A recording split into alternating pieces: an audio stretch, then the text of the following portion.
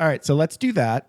Okay, I have hit record, so let's do the goofy bumper promo outtakey thingy whenever you're ready. Okay. This is when you do Hi. Okay. All right. Take 2. All right. Hi, everybody. I'm Laura Noel from stretchintosuccess.com. I'm excited to be here. You are listening to Jeff Smith from Vroom, Veer. So don't crash. Stay tuned. Nice job. Wait, I think we should do that again because you kind of got it nailed there. You did too well. So that was too okay. All right. I'm kidding. We should take 3. 3 is a charm. There you go. No, that's fine. I'm going to hit stop. I'll be right back.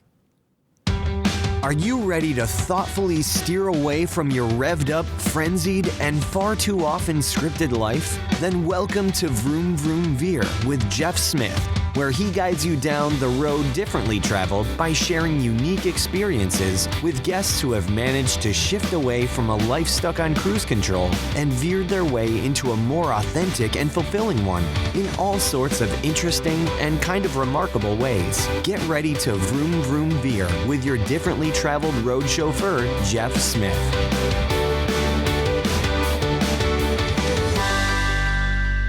Johnny Crowder, thank you so much for being on Vroom Veer, and welcome to the show. How do you like my DJ voice? I like it only in as much as you can continue doing it for the entire interview. I can't. Okay, but thanks. Just do it like this, thanks for playing along. So how's it going, man? You're at copenotes.com. Talk a little bit about like what you're most excited about in your business today. I'm most excited about learning how to delegate. Like for many years, good idea. It was just me. So I had like no established processes for anything, and I had my hands and you're in just everything. doing everything. So now we're building out a real full-time team, and I have team members say, like, respectfully, they'll say, Johnny, do you need to be a part of this conversation?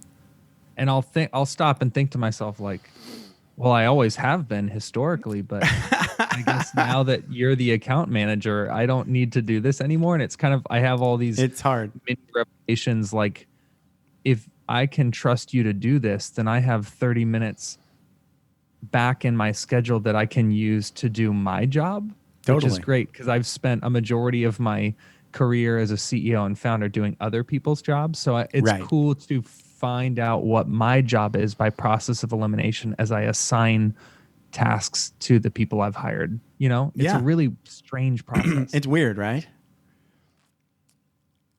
I would imagine. Go ahead. It feels freeing because one of the things that makes starting a company so hard is that you are the janitor, you are the web developer, you are the chief financial officer. You're doing all these jobs that you're not doing great everything. at. Right.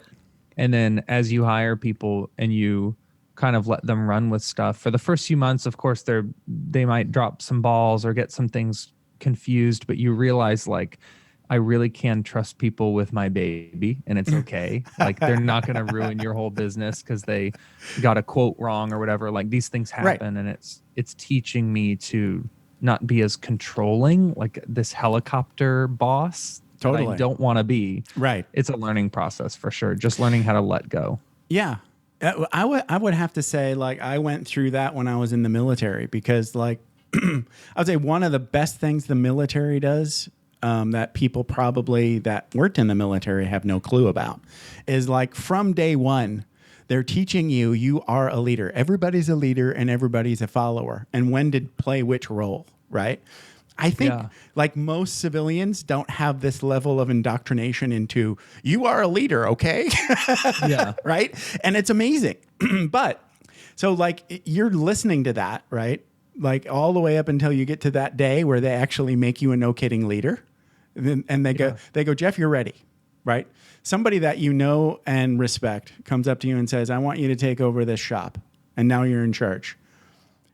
Wow. Get at it, rascal, right? Yeah. And you have, like, no previous mental preparation. None at all. Actually, you do. You don't realize you do, but you do, right? So you go in and so in my brain simultaneously when this guy, his name was Marvin, and I knew Marvin for years from another assignment, right? So I knew him, I respected him as a guy, and I knew him before he was, like a leader, right? Right. So when he said to me, you're ready, and I know you can do it, I went, oh, okay. I totally believed it. That's so sick. Right? It's one of those things that you talk about, how the brain is like playing tricks on you completely all the time, right? Oh, yeah. It's messing with you on so many levels. So half of my brain at hearing this news is screaming, no! Yeah. I don't want to be the boss, right? And the other half is saying, oh, well, he said I could, so then I can. Right. Yes. I've found that a lot of assuming leadership roles is trusting other leaders. Yes. When they give you advice and encouragement, like you say, well, you must have done some kind of something right at some point to be where you are. And I'm sure you've learned something, so right. you can learn from that. But then it's also, by the same token, realizing like, oh, Marvin's still just the guy. He's just Marvin that I knew before. Exactly. Yeah. Yes, totally. But I was also going to bring up that, so for that first year or so, I was doing you as CEO, doing the janitor and everything, right? Mm-hmm. I thought every mistake is my fault, which it is. Well, it is and it isn't, right? In the military, legally it is. When you're in charge, you're responsible for everything that your troops do, right? Mm-hmm. So, but at the same time, we're all human, right? So everybody knows that, you're human and you can't do everything. So learn that is a huge lesson for me, that letting go of micromanaging, right? That like I have to do everything or else it won't be right. Oh yeah. Right. So yeah, good for you. And guess what? It doesn't get easier. No, I've heard a few people say it doesn't get easier, but you get better. Correct. And I'm cool with that. Right. I think like if you ever start thinking, oh my God, we're going to go under because I did XYZ and this guy screwed this up. It's like, just look at every business that you deal with on a regular basis and how often they don't deliver. Dude. Right? Nobody ever is 100%. We're all human. I saw this meme that said something like, you won't support your friend's cupcake shop one time. You won't buy a cupcake because they didn't, because of something, you couldn't find parking or whatever your excuse is. But then Taco Bell can mess up your order 300 times over the course of 15 years and you're still like a loyal customer. And it's true. Like we give a lot of things passes. I've bought bad groceries from a grocery store before, like, of course, and I haven't never returned to the store. Right. We need to give ourselves that same grace. Totally. Yeah. Just, hey, we're all in it together. Oh yeah. So this is Vroom Vroom Veer. So that means that we have to go back in the past and talk about how the hell you survived your childhood for you, right? So we know if you're my friend, our mutual friend listening to this, go right now, hit pause, and go check out on YouTube or TEDTalk.com, Johnny Crowder TED Talk, and it's amazing. Listen to that so you'll get some context and background on who Johnny is. But you, obviously, had a pretty abusive childhood. Started out with like self-harming as a toddler. I can't even believe that. That's just horrific, just saying it. And then hallucinating in grade school, and like you started formal mental health treatment in high school. And the thing that struck me the worst, I think the most, I think I heard you say it on another podcast, was I never had a normal day. And I'll take exception with that. I would say your normal day was not normal to everyone else, but it was your normal. That was your normal. So talk about what was life like under that sort of like scenario?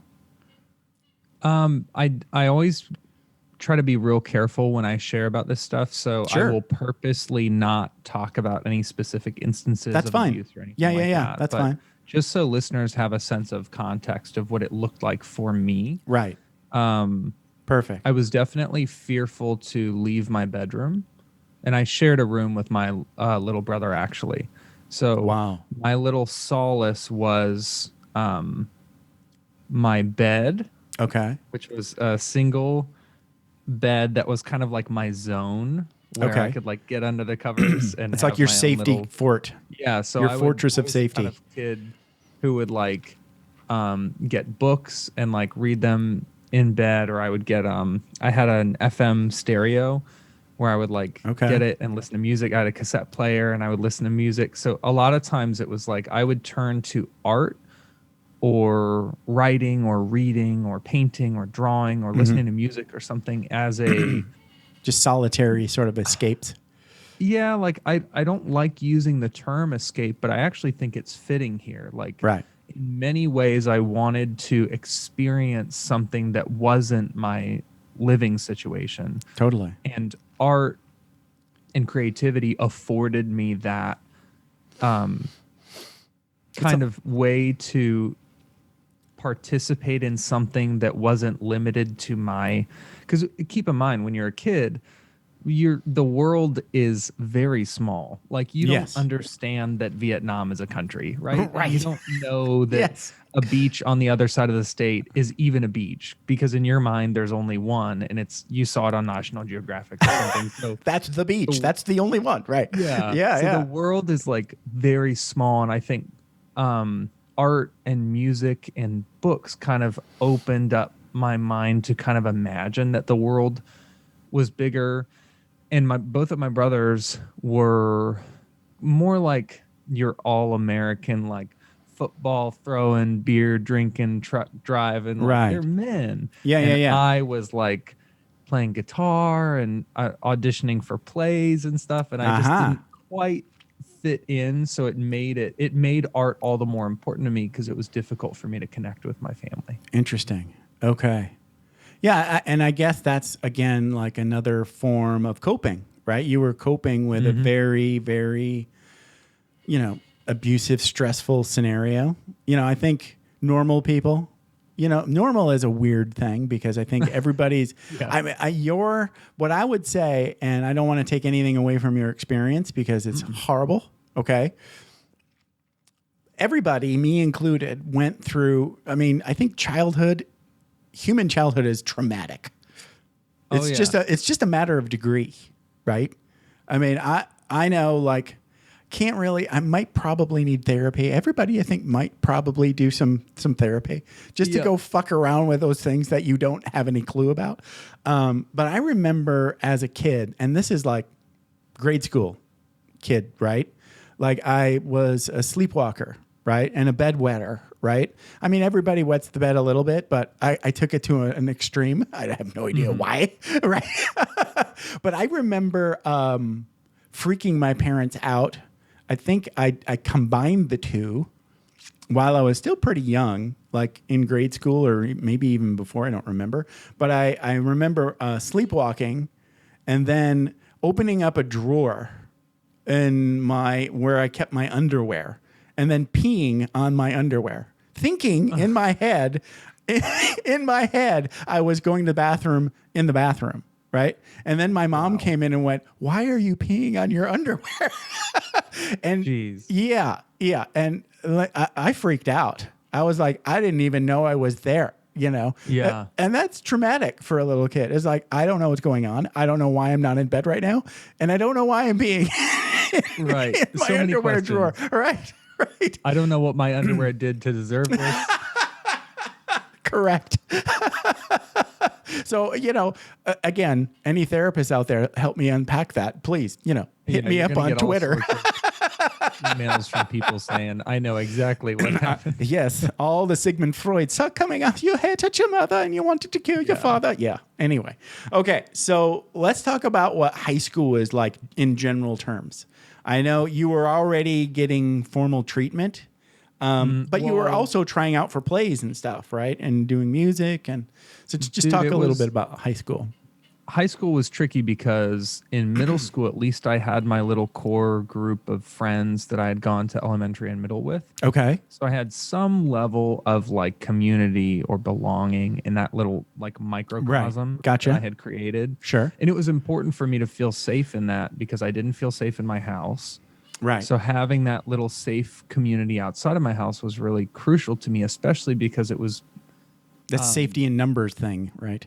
Well, yes. And also my schizophrenia was getting pretty bad around like late middle school, early high school. And it was affecting my ability to like make eye contact or speak clearly. I was having a lot of difficulty communicating. So having my little core group, I was safe there. Okay. And then I went to a magnet. You could safely communicate with these small group of friends, and you knew that these people were real and they were safe. Right? So then I go to a magnet high school. And none of my friends went. So it was like I was like ripped out of that small safety group that I had. And I was forced to make new friends, which looking back, I think was very healthy and important in my growth. It was really freaky, but I wasn't excited about treatment.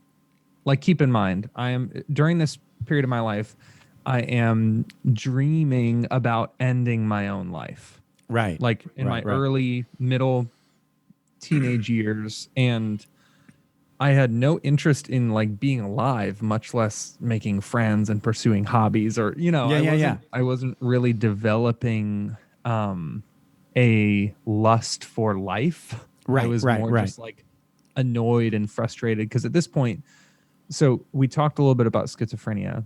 Now my OCD was getting to the point where I couldn't step on cracks. I couldn't touch doorknobs. I couldn't sit near windows. I mean, the list of things that I wasn't able to do was getting so long that I felt just constantly inhibited and confined on a daily basis. So the idea of treatment, I just had no interest in it because I was like, these things that I do to keep myself safe in my eyes, like I don't sit near a window so that if there's a sniper positioned at another window somewhere else with his scope aimed at where I would sit, I'm protecting myself by not being near the window. So if you want to treat me, you want to put me in harm's way. Because a therapist might say, well, we'll make sure that you can sit near any window you want. And I say, you're going to put me in danger. Right. Like, you're not trying to help me. You're trying to hurt me. And then they said, well, don't you want to step on cracks? I say, never, because there's tiny little blades in the cracks on the floor. And if I step on them, I'll cut my feet. And so you want me to cut my feet and be hurt by some gunman? So the world that I lived in wasn't the real world that other people lived in. Understood. So the idea of treatment sounded like someone saying, all those things that are going to hurt you, we're going to make sure that you experience them every day. So it was really tough to get me into treatment. Ouch. Wow. That's really tough. I mean, like the first thing I think of is like when I think about hallucination and schizophrenia, everything in my life comes through movies.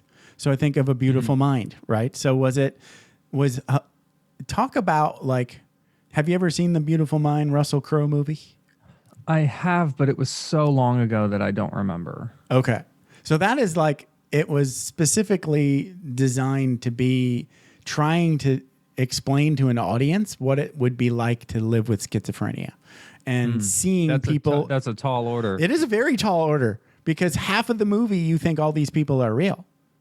Yep. Right. And then something happens and you realize that they kind of take the veil away and you see reality from reality. Right. And it's completely different. So yeah, I can't imagine what that's like. You have to like check in with people. Did you have any sort of awareness that like some people are real and some people aren't? Did that ever enter into your mind at some point? I like that you're bringing this up because a lot of people have like a very unfortunately, they have like a very violent idea of what schizophrenia is, like as if it's associated with like a psycho killer or something. Yeah, most like that. Most people with schizophrenia don't end up being on the serial killer list. Oddly enough, like that's like never happens almost. It's like statistically, schizophrenia is not like the psycho murder disease, right? Yeah, it was challenged to, and it still is. It's challenging to explain to people what schizophrenia felt like. But the easiest way that I've found to describe my experience with it, was imagine after anything happens, not being 100% sure if it happened, but forever. So like imagine, yeah, I mean, even with mundane stuff, you're like, I know that I bought that printer, and someone says, you don't have a printer. And you say, yes, I do. It is at my house. And I can go there and show you my printer. And you get home and there's no printer. And you're like, okay, did someone take my printer, or did I actually not buy the printer? I'm virtually positive I have a receipt somewhere. So it's not just Wow. It's not just like people, and it is every little mundane moment may or may not be real. So it's less like, for me, it was less like a tsunami and more like a slow drip, almost like a waterboarding kind of situation, where it was like, it wasn't the moments where I have had moments where I've hallucinated like wolves inside of my house and like very scary, dire things and emergencies. And those are very novel, but I've also had a lot of like micro interactions with people that I found out didn't exist. And that's crazy. Yes. They're like, you're telling me that that's not even a person? Because I've had conversations with that person. Right. It was, and imagine going through that while simultaneously like going through puberty and trying to go on some dates for the first time and thinking about having to move out and go to college. And it was like, just, I never knew what was what. And it was the confusion that was really difficult for me. Right. And then pile on top of that. Okay. Yeah. So like, if you think about like a normal experience without mental health issues, which kind of doesn't exist, but let's say like, it really doesn't. I mean, like our normal baseline, what we call normal, isn't really all that healthy is what I'm trying to get at. Okay. But I'm saying that's not great, right? Everybody, that's a trial for everyone. But when you pile on these, the abuse, all the abuse, and then the resultant, OCD and the schizophrenia, and I'm sure there's a lot of disassociation and, all kinds of things on top of that. And then you've already said you're suffering from just crushing depression. Now, I went through depression. So like in my early 20s, so I know what depression feels like a little bit. I have a little personal experience with that. I actually never diagnosed. Okay. So when I was 18, I got a security clearance. And when you have a security clearance, well, at least in the late 80s, early 90s, right? If you went to talk to a psychiatrist or mental health professional, you would lose your security clearance, and then you can't do your job, and life gets like weird, right? So I mean, the stigma is in the military. That's a real deal. Like you can't like have access to national security information and be in mental health treatment at the same time. But that makes sense, right? I think we all agree that that's probably a good idea. Right? But at the same time, the people that need the help don't get the help because they don't want to not do their job and they think they're going to get in trouble, right? So I didn't go get help because I thought I would lose my security clearance, get in trouble, get kicked out of the Air Force. So I just went through all of these things basically by myself, right? And, no treatment, not talking about it, just experiencing. I'm probably, everybody's different, right? So everybody's experience is the same. Well, not the same. It's everybody's experience is their own, and then they deal with it, right? So for me, it was like, I just remember just my brain being like looking at normal people and thinking, okay, I remember being there. I remember like having that face and thinking everything's all right. and I want to get back, but I have no clue how to do that. Right. Mm-hmm. Yeah. And, it unfortunately for me, I had like one of those rock bottoms where I had 2 suicide experiences, attempts. Mm-hmm. So I was trying to take sleeping pills, and I actually got no-dose instead of sleeping pills. So that didn't work out, but I definitely probably wasn't going to die. I was just really had a bad night of sleep. And then the other one was I mixed some rat poison into some ice cream. And I lived. But let me tell you, the following day I got up and went to work after shitting out rat poison. And that was what I call like one of those, the shittiest experiences in your life that'll make you think. Right. Yeah. So it's like anything that comes work related, it just turned the volume down on bullshit. Right? Like, oh, this inspection at work is coming. Are you excited about that? No, but okay, that's the volume is now less, right? So because of that rock bottom experience, I think I started turning a corner to thinking, okay, I think maybe I can deal with this now. Because I didn't die. It took years, okay? It took years for me to actually get better. That was just a moment, just like you say, Thankfully, I had a moment and I didn't die. Man. Right? That's scary stuff. It is. Life is scary. You had some really scary stuff too. So I want to get into, so you graduate high school. Did you ever have like a normal job, or did you just do gigging and music, or what did you do after high school? So in high school, I was like painting speed bumps and picking up litter on the side of the road for a property management company.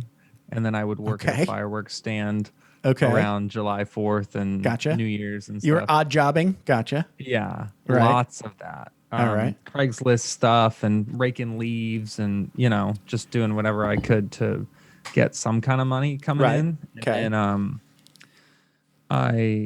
nothing wrong with that, by the way. That's actually kind of refreshing if you've ever if you've ever had like a daily grind job. That is a nice change. And then after that, I was going to I worked I did a lot of random jobs because I was touring too. So I was in a band and we were leaving. So it was really difficult for me to get a quote normal job. Gotcha. So I was doing I worked at an appliance warehouse. So I was like cleaning and repairing like washers and dryers and refrigerators and like manual warehouse labor. Gotcha. I worked there for like a year and a half, and then I worked at Chipotle for like a year and a half. Chipotle seems like an interesting place to work, at least an interesting vibe. It actually helped me with my communication skills because I had to be on the line and talk to a bunch of random people every day. So it helped me with like making eye contact and pronouncing words correctly and having conversations with people. So sure. And it's very easy too, because it's like the same conversation a million times or whatever it is. Yeah. And I think at the time I was also doing a ton of writing and editing, like gig work. So that's been a majority of my writing quote, and editing professional career has been copywriting and copy editing. Gotcha. Thanks. And then so I did a bunch of web copy projects. I ghost wrote and edited some books. Wow. And did a lot. I was really like a writer and editor. It just felt right to me. Okay. Still does. And then I got a job being a full-time like salaried copywriter and copy editor at a marketing agency, but the salary was literally less than $30,000, which you couldn't even live on. No. Right. I mean, it was so low. So I was still doing freelancing. And then I got another job at another ad agency doing copywriting and copy editing. Again, salary was so low that it was difficult to live on. So I was doing side hustle stuff. Yeah. And I've worked so much. I'm 29 years old and I feel like I've worked for I feel like I've worked for all 29 years. Even though I know I haven't. It was so much. I haven't had like a normal 40-hour a week type of job ever, I guess, because there's always been gig work or touring or some kind of add-on. But I do sometimes when I'm kind of daydreaming, I'm like, what would my life be like if I just had like a normal 40-hour week job that paid me enough to survive? Like what would I even do? Yeah. So basically you dream about the thing that everybody has that nobody wants. And then and everybody dreams about being a rock star and a tech CEO. Yeah, right. Like, man, I dream about being you, like exactly. closing my computer at 5 p.m. and having health insurance through my employer and getting paid holidays. That's what I wonder about. That's got to be a named phenomenon right there. It is. It's a cliche. It's the grass is always greener. Whatever you haven't done, you sort of envy. Yeah, and it's more of a curiosity. Like, I'm super grateful for what I get to do now. Yeah. But I'm more like when I have buddies who will like, they get engaged or they're getting married or they're having a kid or they're buying a house or something. And I'm like, I'm putting together my tour schedule for spring. Right. And you're like fixing a sink on a house that you'll pay mortgage on. Like, what is that like? I'm curious about like those quote normal tasks that my friends go through, just like they're curious about tour or running a company or anything. It's right. more like a mutual respect for the work it takes to fill any role. Even being a good husband, for example. Right. My friends who are married, I ask them like, how do you do that? Like, I want to be ready for when that time comes. And you're going through it now. Yeah. It's hard. Yeah. I've been married 28 going on 29 years. Wow. The first 3 or 4 years, I wasn't sure we were going to make it. First year was just crazy because you're becoming another person. You really literally are becoming another person. So if you ever do it, be ready because it's not, you should not be going into that. It's just like having a kid. Having a kid is more of a big deal. I think one of my things is I take things way too seriously, way too often. But I took marriage seriously and I'm glad I did because a lot of people, I think, go in, especially nowadays, it seems like even more. Like they get all enamored with the romance and the movie version of the wedding, and they don't really think about what you're doing, right? It's like, and then after the wedding's over, they're like, "Oh my God!" It's like, did I just seriously make a lifelong commitment? I thought it was a party. It was a party. Yeah. What you should do is just like do a wedding and then not get married. That's a brilliant way to spend tens of thousands of dollars. Right. Or just not get married and just live together for a long time and see if you really, if it's worth it, if it's going to work out. If you can stick with somebody for 5 years and so like play married, be married in every way except for the piece of paper, and that works, you're probably okay. But you should be definitely talking about like, do you want to have kids for real? Yeah. Anyway, so let's talk about like that sticky note moment. When did you start doing that sort of like one of your coping strategies you talked about in your TED Talk, which you just started like memento style. You started like giving yourself sticky notes all over your world, reminding you to be happy, right? Something like that. So talk about that. It's like superhero origin story of cope notes. So I went to school for psychology. Is the part that we're leaving out. Okay. But it's not. I mean, all I did in college was really study and play concerts. So okay. When I finished my psych degree, I still wanted to keep learning, and I was like doing a lot of volunteer work in the mental health field. So I was always around people who would literally have spare psychology textbooks. And that's stuff. awesome. And like, hey, we have an extra one, or this is from a course that I finished or whatever. Right. So I would just kind of accumulate all of this psychology stuff. And I was always, watching TED Talks and lectures and reading books and stuff. And I had read that if you can, so I was reading about neuroplasticity, basically, okay, and how important it is to challenge automatic negative thought. And so what I started doing is leaving sticky notes all around my house that would provide a challenge to a negative thought. Like it would basically ask, these sticky notes would kind of identify a negative thought that I would have commonly, like about finances or about my body or relationships or my career, anything that I knew was like a sore point for me, like a pain point. Yeah. I would put these sticky notes with things that I wrote on them that would kind of reframe that thought. Okay. Like kind of identify how you're feeling about your body right now, and then flip it.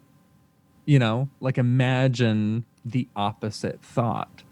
Perfect. So, for example, one thing that I used to be really self-conscious about is I've broken my nose a number of times. And I used to think it was so bulbous and crooked and ugly. And most people, I'm sure, if they looked at me, they'd be like, that's just a nose. But to me, I know that it's been broken. Yes.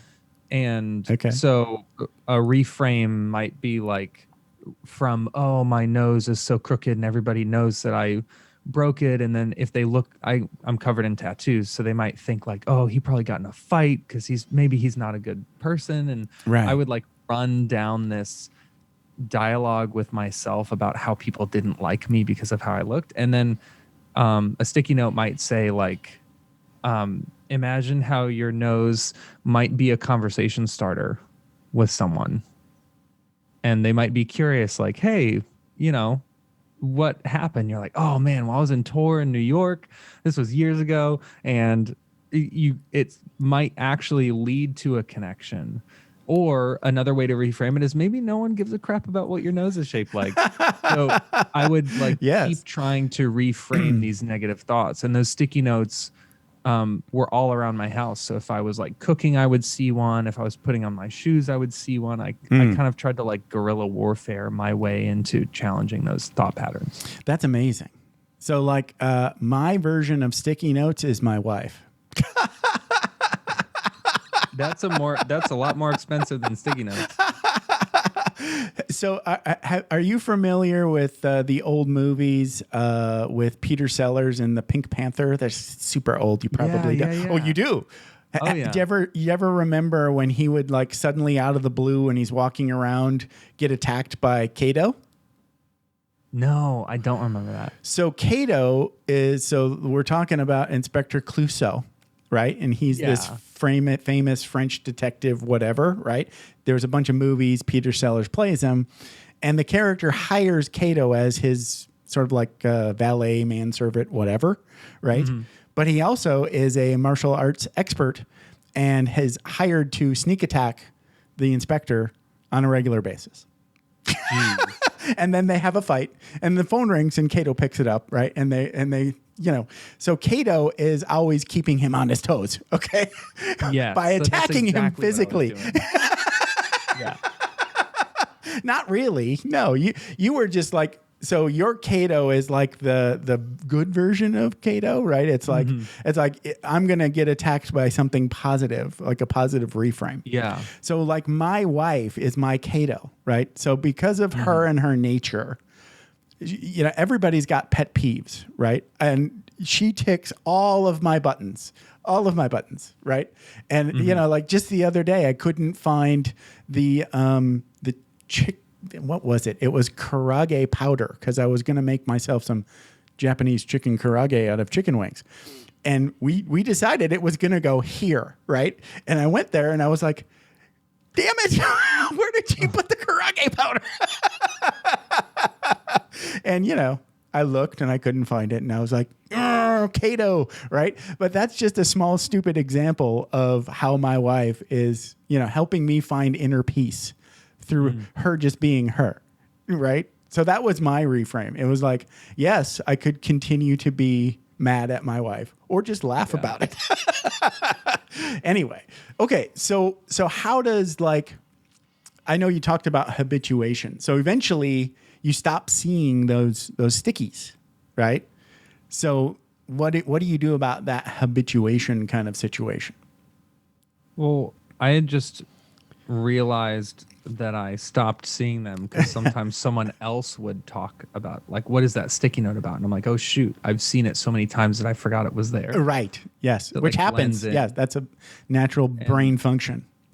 So I tried setting random reminders in my phone and random alarms and stuff, but it's really just like it's hard to tickle yourself. It's really hard to surprise yourself. Right. That's why you need Cato.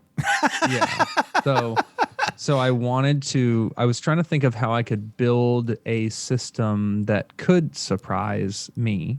Right. And potentially other people if anyone needed something like that. So I was trying to think like, what's a way that you can, and you have permission to interrupt somebody, right? You can't, you're pretty limited. Right. And so I had arrived at, like, if I could put together a random text schedule that where different texts could come in at random times and kind of surprise people, that maybe that would help. And the original idea was very rudimentary. Like right now, no two people ever get the same text at the same time. So it's like everyone has their own unique text sequence. It's like nothing I've ever seen before. But originally, I'm not even joking. I would like type a message out in my phone and then send it to 32 contacts in like a group text. And that was like the best idea. But that's awesome though. At the time. You know what though? Did it work? I mean, let me ask, did that work? What was the response to the same text to 32 people? What was? Yeah, so I realized that there was actually a greater effect when it was individual. So I would just open a text thread, paste, send to one person, open a text, send to one person, open a text, send. So it felt more personal. Gotcha. And I was getting responses from people who, I talk a little bit about it in the TED Talk, but they were saying like, how did you know? Right. This is exactly what I'm going through. The text came in at the perfect time. And I'm like, holy crap, I don't know anything about what you're going through. Like we haven't talked in 3 weeks. I don't know what you're facing, but it kind of made me realize like, oh shoot, this is the neuroplasticity thing. This is the interrupting negative thought patterns thing that I was reading about. But it's so much easier for me to do it for somebody else than it is for them to do it for themselves. So that was like the early stages of thinking like, how do I do this as cheaply as possible? Because I didn't want to make a business. I had no desire to like start a company or anything like that. I just wanted this to work so that I could do it for myself and other people without me having to put a bunch of money into it because I wasn't even getting paid enough to live at the time. But what hallmarks of a good business is like when you do a thing and it's simple and it's, relatively cheap or free and people respond. So it seems like those people that you were texting, that seems like what I would say a really good validation for an idea. Yeah. Now turning it into a business is a whole nother thing. Yeah. Right. I definitely Ideas are like free and abundant. Execution is the key, right? Yeah. I never saw it turning into what it is today. And if someone's listening and is curious, if you just go to copenotes.com, you can read more about it. But we literally were serving like over 20-something thousand people in 94 countries. Holy cow. We've sent over 1 million text messages and like just go back to when I'm like typing a text out from a sticky note that I wrote by hand. Yeah. I'm just writing what I wrote in the sticky note and texting it out to a few random friends to see if they like it. To see where it is today is just kind of mind blowing. Right. And it's probably paying some bills, so that's good.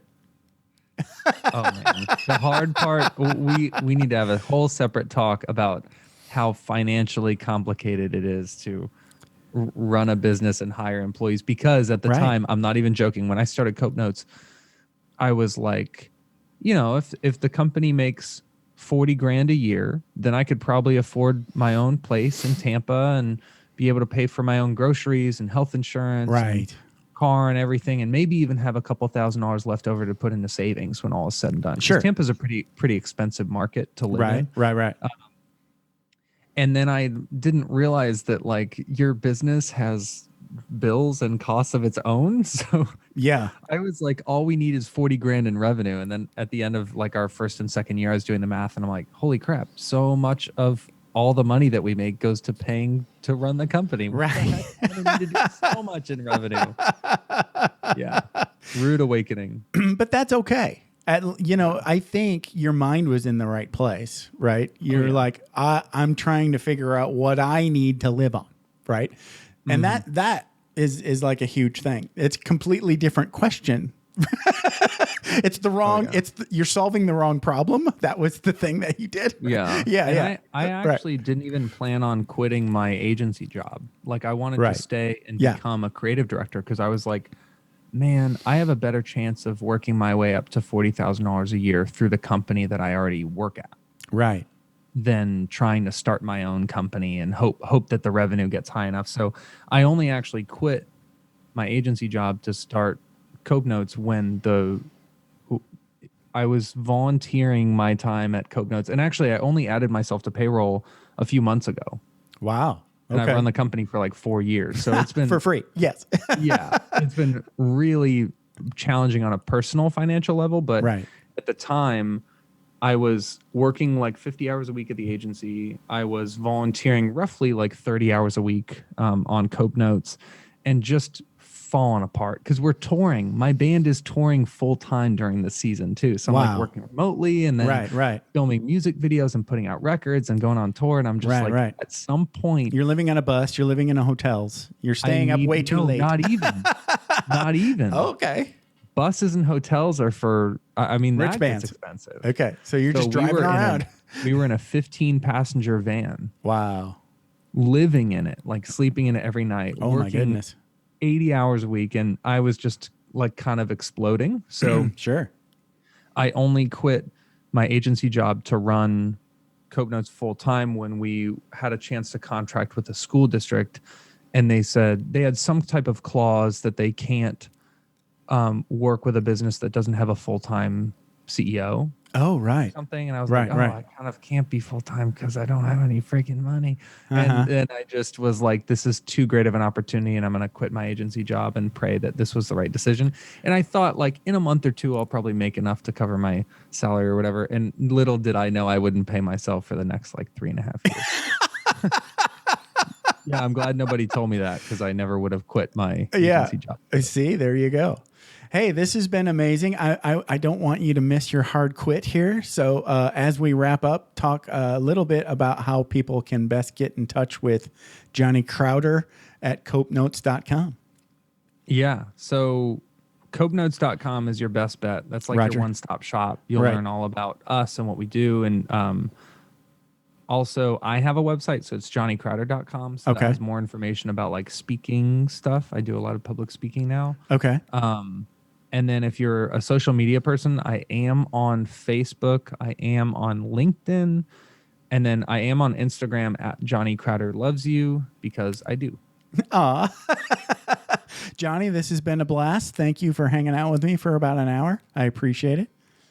Heck yeah. Thanks for having me. All right, brother. Have a good one. Yes, sir. Thanks for taking the time to ride along with us on another episode of Vroom Vroom Veer. For podcast info and show notes, be sure to head over to vvveer.com. That's VVER.com. Man, that's fun to say. And we'll catch up with you next time here on Vroom Vroom Veer.